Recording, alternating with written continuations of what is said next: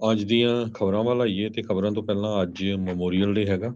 Memorial ਡੇ America ਦੇ ਵਿੱਚ ਯਾਦ ਕੀਤਾ ਜਾਂਦਾ ਉਹਨਾਂ ਸ਼ਹੀਦਾਂ ਨੂੰ ਜੋ ਦੇਸ਼ ਦੇ ਲਈ ਲੜਦੇ ਸ਼ਹੀਦ ਹੋ ਗਏ ਹੈਗੇ ਆ।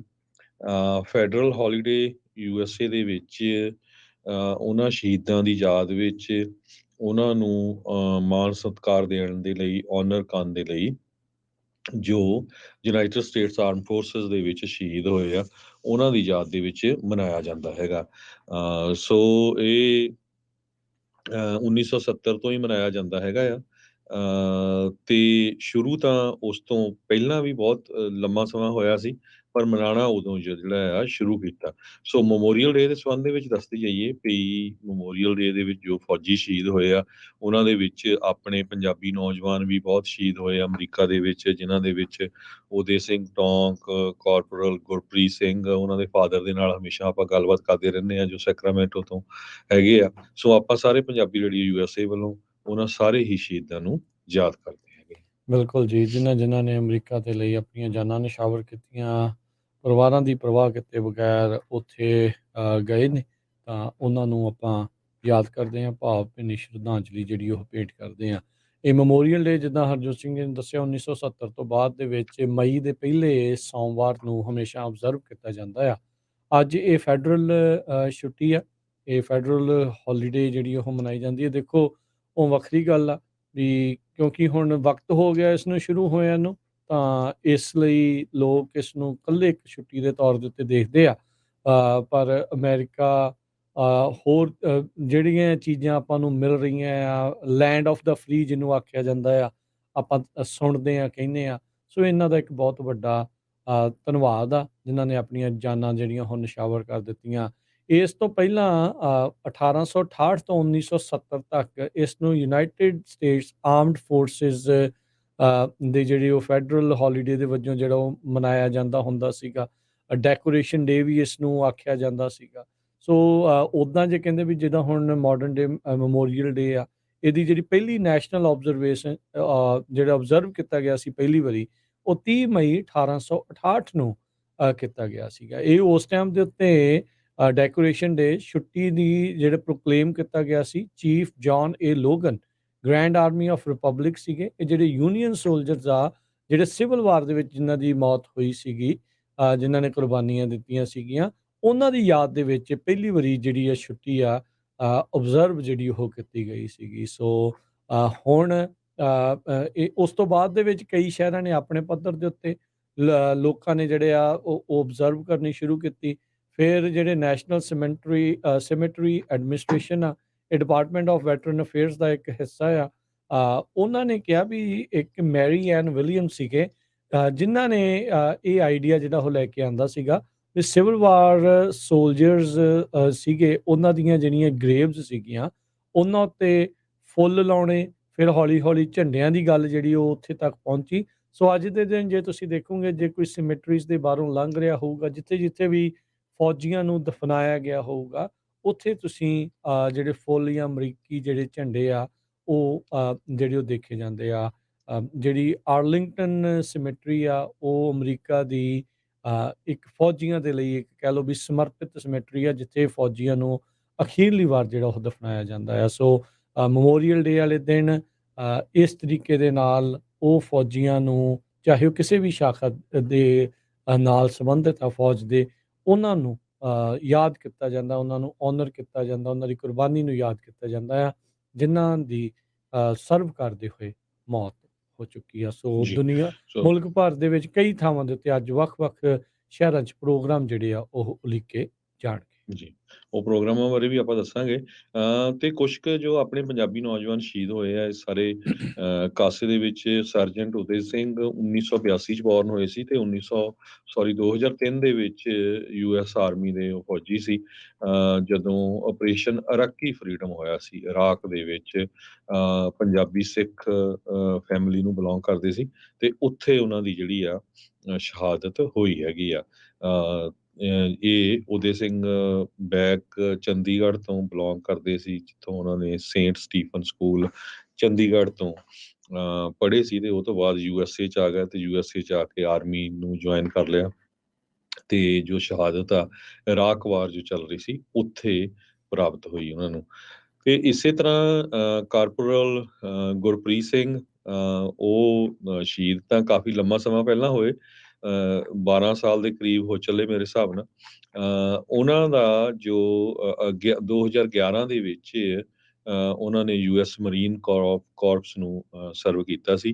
ਅਫਗਾਨਿਸਤਾਨ ਦੇ ਵਿੱਚ ਜੋ ਜੰਗ ਚੱਲ ਰਹੀ ਸੀ ਉੱਥੇ ਉਹ ਸ਼ਹੀਦ ਹੋਏ।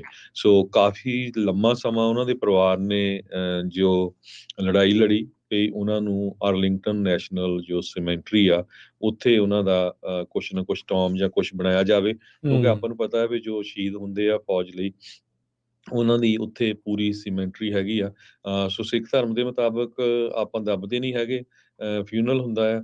ਤੇ ਪਰ 10 ਸਾਲਾਂ ਬਾਅਦ ਲੜਾਈ ਤੋਂ ਜੋ ਉਹਨਾਂ ਦੀ ਚੱਲ ਰਹੀ ਸੀ ਉੱਥੇ ਦੀ ਜੋ ਵੀ ਮੌਜੂਦਾ ਮੈਨੇਜਮੈਂਟ ਹੈਗੀ ਆ, ਤੇ ਫਾਈਨਲੀ ਉਹਨਾਂ ਨੂੰ 2001 ਦੇ ਵਿੱਚ ਉੱਥੇ ਜਗ੍ਹਾ ਦਿੱਤੀ ਗਈ। ਹਾਂਜੀ ਸੋ ਜੀ। ਸੋ ਜੀ ਇਨਫੈਕਟ ਹਰਜੋਤ ਸਿੰਘ ਜੀ ਫਾਈਨਲੀ ਹੁਣ ਜੇ ਜਾ ਕੇ ਪਿਛਲੇ ਸਾਲ ਦੇ ਵਿੱਚ ਜਿਹੜੇ ਮਰੀਨ ਦੇ ਵਿੱਚ ਐਨਲਿਸਟ ਹੋਏ ਕਾਰਪੋਰਲ ਗੁਰਪ੍ਰੀਤ ਸਿੰਘ, ਇਹ ਇਨਫੈਂਟਰੀਮੈਨ ਸੀਗੇ। ਇਹ ਅਸਾਈਨ ਕੀਤੇ ਗਏ ਸੀਗੇ 1st ਬਟਾਲੀਅਨ ਜਿਹੜਾ 5th ਮਰੀਨ ਰੈਜੀਮੈਂਟ ਹੈਗਾ ਆ। ਉਹਨਾਂ ਦੇ ਵਿੱਚ ਕੈਂਪ ਪੈਡਲਟਨ ਦੇ ਵਿੱਚ ਇਹਨਾਂ ਨੇ ਇਹ ਸਾਰਾ ਕੁਛ ਜਿਹੜਾ ਉਹ ਸਿੱਖਿਆ, ਉੱਥੋਂ ਗਏ ਫਿਰ ਅਫਗਾਨਿਸਤਾਨ ਦੇ ਵਿੱਚ ਗਏ ਸੀ ਤੇ ਉਹ ਉੱਥੇ ਜਿਹੜਾ ਫਿਰ ਇਹਨਾਂ ਦੀ ਜਿਹੜੀ ਕੁਰਬਾਨੀ ਆ ਉੱਥੇ ਉਹ ਹੋਈ ਸੀਗੀ। ਸੋ 10 ਸਾਲ ਦੇ ਸੀਗੇ ਜਦੋਂ ਪੰਜਾਬ ਤੋਂ ਇਹਨਾਂ ਦਾ ਪਰਿਵਾਰ ਨਿਰਮਲ ਸਿੰਘ ਇਹਨਾਂ ਦੇ ਜਿਹੜੇ ਪਿਤਾ ਜੀ ਅਕਸਰ ਉਹ ਜਿਹੜੇ ਉਹ ਆਪਣੇ ਨਾਲ ਗੱਲਬਾਤ ਆ ਉਹ ਕਰਦੇ ਰਹਿੰਦੇ ਆ ਤੇ ਉਹਨਾਂ ਨੇ ਉਹ ਇੱਥੇ ਆਏ ਸੀਗੇ ਤੇ ਫਿਰ ਇਵੈਂਚੁਅਲੀ ਉਹ ਹੋਇਆ ਸੀ।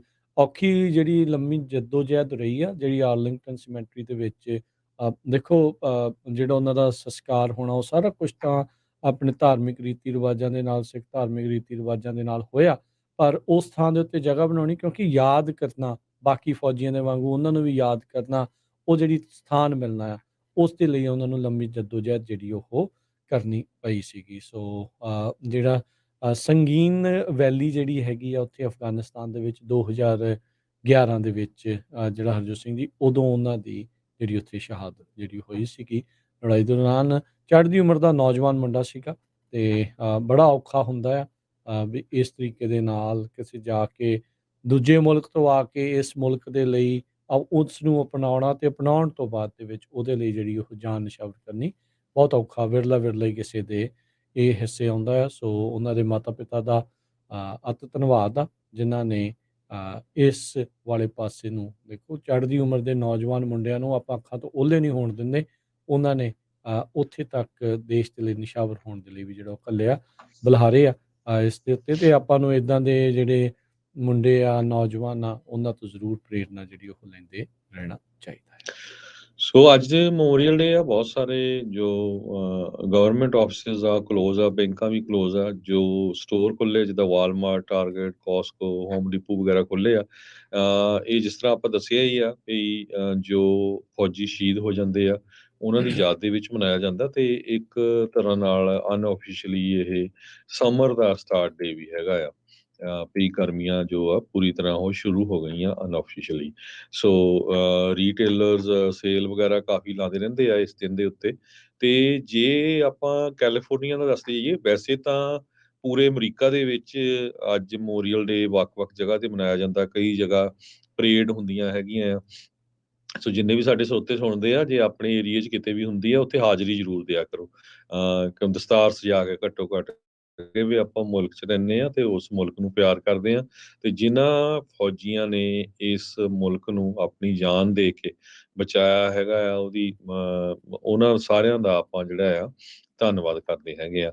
ਸਨਮਾਈਕੀਨ ਕਾਉਂਟੀ ਦੇ ਵਿੱਚ ਰੋਟਰੀ ਕਲੱਬ 'ਚ ਸਟਾਕਟਨ 'ਚ ਹੋਣਾ ਆ। ਅੱਜ ਉਹਨਾਂ ਨੇ ਸਵੇਰੇ ਰੱਖਿਆ ਸੀ 9 ਵਜੇ। ਇਸੇ ਤਰ੍ਹਾਂ ਟ੍ਰੇਸੀ ਦੀ ਸਿਮੈਂਟਰੀ ਦੇ ਉੱਤੇ ਹੈਗਾ ਆ। ਜਿਹੜੇ ਇਸ ਏਰੀਏ ਦੇ ਵਿੱਚ ਲੋਕ ਹੈਗੇ ਆ ਉੱਥੇ ਜ਼ਰੂਰ ਜਾਣਾ ਚਾਹੀਦਾ। ਸੈਕਰਾਮੈਂਟੋ ਕਾਉਂਟੀ 'ਚ ਉਹਨਾਂ ਦਾ ਡਾਇਓਸੀਜ਼ ਆਫ ਸੈਕਰਾਮੈਂਟੋ ਮਨਾ ਰਹੇ ਹੈਗੇ ਆ। ਰੈਂਚੋ ਕੋਰਡੋਵਾ ਦੇ ਵਿੱਚ ਹਾਈ ਸਕੂਲ 'ਚ, ਇਸੇ ਤਰ੍ਹਾਂ ਐਲ ਗਰੋਵ ਦੇ ਵਿੱਚ ਵੀ ਸੈਰਮਨੀਜ਼ ਚੱਲ ਰਹੀਆਂ ਹੈਗੀਆਂ। ਸਟੈਨਿਸਲਸ ਕਾਉਂਟੀ 'ਚ ਟਰਲਕ ਦਾ ਜੋ ਅਮਰੀਕਨ ਲੀਜੀਅਨ ਪੋਸਟ ਹੈਗਾ ਉੱਥੇ ਇਹ ਪ੍ਰੋਗਰਾਮ ਹੋ ਰਿਹਾ ਹੈਗਾ। ਕੋਰੀਅਨ ਬਾਰ ਵੈਟਰਨਸ ਮੈਮੋਰੀਅਲ ਡੇ ਸੈਰੇਮਨੀ ਸਟੈਨਿਸਲਸ ਵੈਟਰਨ ਸੈਂਟਰ ਦੇ ਉੱਤੇ ਹੋ ਰਹੀ ਆ। ਪਲੇਸਰ ਕਾਉਂਟੀ ਦੇ ਵਿੱਚ, ਇਸੇ ਤਰ੍ਹਾਂ ਯੋਲੋ ਕਾਉਂਟੀ ਦੇ ਵਿੱਚ ਤੁਸੀਂ ਸਰਚ ਕਰ ਸਕਦੇ ਹੈਗੇ ਆ। ਜੋ ਯੂਬਾ ਕਾਉਂਟੀ ਆ ਉੱਥੇ ਵੀ ਹੋ ਰਿਹਾ ਮਿਲਟਰੀ ਦੀ ਜੋ ਵਹੀਕਲਸ ਹੁੰਦੀਆਂ ਉਹਨਾਂ ਨੂੰ ਡਿਸਪਲੇ ਕਰਨਾ ਆ। ਤੇ 12 ਵਜੇ ਦੇ ਕਰੀਬ ਆ ਉੱਥੇ ਜ਼ਰੂਰ ਜਾ ਪਹੁੰਚ ਸਕਦੇ ਹੈਗੇ ਆ। ਸੈਕਰਾਮੈਂਟੋ ਦੇ ਵਿੱਚ ਬਾਕਸ ਤੇ ਬਲਿਊਜ਼ 5K ਇੱਕ ਰੇਸ ਵੀ ਹੋ ਰਹੀ ਹੈਗੀ ਆ। ਵਿਲੀਅਮ ਲੈਂਡ ਪਾਰਕ 'ਚ ਇਸੇ ਤਰ੍ਹਾਂ ਕਾਰ ਸ਼ੋ ਵੀ ਹੈਗਾ ਓਲਡ ਸੈਕਰਾਮੈਂਟੋ 'ਚ ਮੈਮੋਰੀਅਲ ਡੇ ਕਾਰ ਸ਼ੋ। ਬੈਕਾਵਿਲ 'ਚ ਵੀ ਹੋ ਰਿਹਾ ਹੈਗਾ। ਸੋ ਵੱਖ-ਵੱਖ ਏਰੀਏ ਦੇ ਵਿੱਚ ਫਰਿਜ਼ਨੋ 'ਚ ਬੇਕਰਸਫੀਲਡ 'ਚ ਸਾਰੇ ਪਾਸੇ ਹੋ ਰਿਹਾ ਪ੍ਰੋਗਰਾਮ ਕੋਈ ਨਾ ਕੋਈ। ਜਿੱਥੇ ਵੀ ਤੁਹਾਡੇ ਘਰਾਂ ਦੇ ਲਾਗੇ ਤੁਸੀਂ ਸਰਚ ਕਰ ਲਓ ਗੂਗਲ ਤੋਂ, ਕੋਈ ਵੀ ਪ੍ਰੋਗਰਾਮ ਹੋ ਰਿਹਾ ਆਪ ਜਾਓ, ਬੱਚਿਆਂ ਨੂੰ ਵੀ ਨਾਲ ਲੈ ਕੇ ਜਾਓ, ਉਹਨਾਂ ਨੂੰ ਵੀ ਦਿਖਾ ਲਓ। ਤੇ ਆਪਾਂ ਸਾਰਿਆਂ ਦਾ ਜਿਹੜਾ ਬਹੁਤ-ਬਹੁਤ ਧੰਨਵਾਦ ਕਰਦੇ ਹਾਂ ਜੋ ਇਹਦੇ ਵਿੱਚ ਹਿੱਸਾ ਲੈ ਰਹੇ ਹੈਗੇ। ਜੀ, ਬਿਲਕੁਲ। ਤੇ ਜਿਹੜੇ ਕਾਰਪੋਰਲ ਸ਼ਹੀਦ ਗੁਰਪ੍ਰੀਤ ਸਿੰਘ ਆ, ਉਹਨਾਂ ਦੀ 12ਵੀਂ ਬਰਸੀ ਇਸ ਸਾਲ ਗੁਰਦੁਆਰਾ ਸਾਹਿਬ ਰੋਜ਼ਗਾਰ ਵਿਖੇ 11 ਜੂਨ ਨੂੰ ਜਿਹੜੀ ਉਹ ਮਨਾਈ ਜਾਣੀ ਹੈ। ਸੋ ਅਖੰਡ ਪਾਠ ਸਾਹਿਬ ਜਿਹੜੇ ਉਹ 9 ਤਰੀਕ ਨੂੰ ਆਰੰਭ ਹੋ ਕੇ 11 ਤਰੀਕ ਨੂੰ ਜਿਹੜੀ ਉਹਨਾਂ ਦੀ ਸੰਪੂਰਨਤਾ ਜਿਹੜੀ ਉਹ ਹੋਵੇਗੀ।